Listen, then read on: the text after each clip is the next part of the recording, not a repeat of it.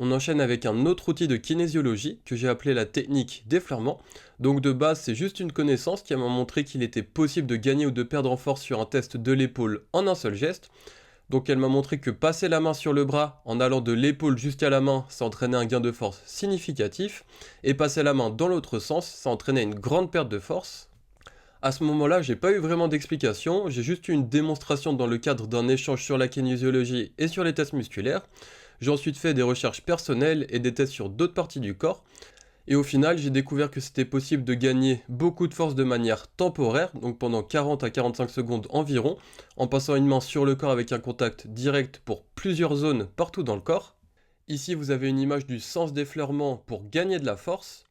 Comme pour les techniques précédentes, je vous laisse un document spécifique où je vais un peu plus dans les détails. Ces gestes-là, ils permettent de gagner de la force pour une zone précise, donc celle qui est liée à la zone d'effleurement. Par exemple, si je reprends cette image, le fait de passer une main sur le bras en allant de l'épaule jusqu'au poignet, ça permet de gagner de la force seulement pour l'épaule, mais aussi pour les muscles du bras et pour les muscles de l'avant-bras, mais pas pour le reste du corps.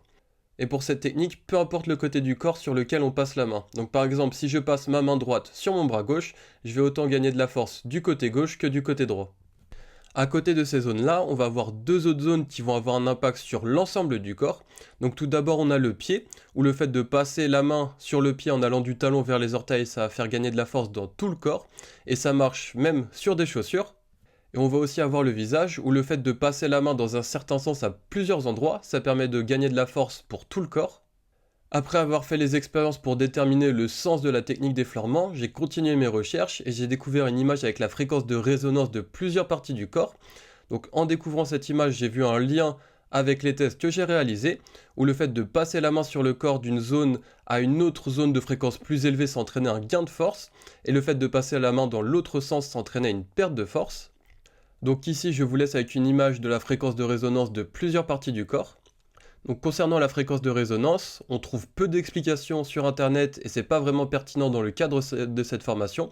L'important c'est juste de connaître le sens d'effleurement de la main sur la peau pour obtenir un gain de force selon la zone.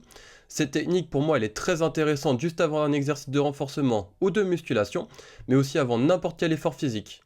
Pour terminer, je vais vous laisser avec une vidéo de démonstration de cette technique. Ici je recherche à tendre ta jambe et toi tu résistes, ok?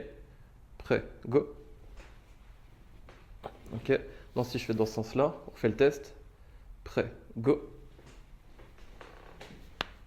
Ça va? Ça n'a pas fait mal? Ça va, ça. Là, si je fais dans le premier sens, prêt, go.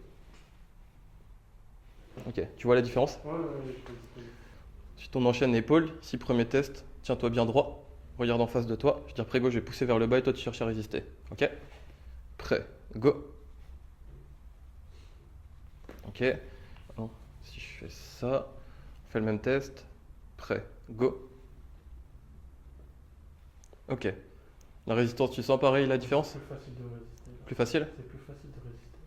On repart, on fait le premier test ici de l'épaule. Donc maintenant qu'on a laissé le temps passer, ici je pousse vers le bas et tu résistes, ok?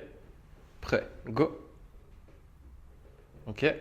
Maintenant, on va refaire le même test, mais d'abord tu vas passer ta main, du coup, en fait, du coin de ta bouche vers ta mâchoire. Ok? Peu importe le côté. Ok? Remonte ton bras, on refait le test. Ici. Prêt, go. Ok. T'as senti comment? Ouais, il y a plus de résistance là. Mieux? Ouais, c'est étonnant. Maintenant, dernier exemple. Ici, on reprend le test pour l'épaule. Regarde en face de toi. Je pousse vers le bas, tu résistes. Ok? Prêt, go. Ok. Maintenant, ce que tu vas faire, c'est que tu vas passer ta main donc sur la semelle de ta chaussure en allant du talon vers la pointe de pied. Ok. Ici, relève ton bras. On fait le test. Prêt, go. Ok. C'est mieux, c'était mieux. Ouais, plus simple? Ouais, c'est plus simple, ouais. Ok.